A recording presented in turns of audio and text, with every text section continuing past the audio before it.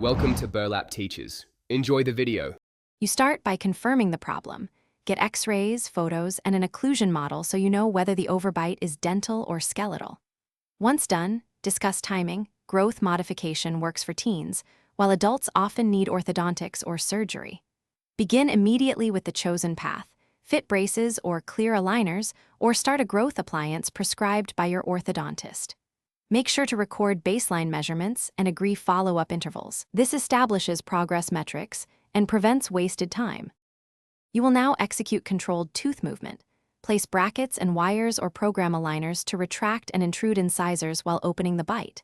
Once tooth position improves, add vertical control. Use elastics, TAD, or bite ramps to alter molar height and reduce overjet. Make sure to adjust mechanics every 6 to 8 weeks. Recalibrate forces, change wire sequence, and reassess root angulation. Because root movement and alveolar bone response differ, monitor gingival health and torque to avoid relapse later.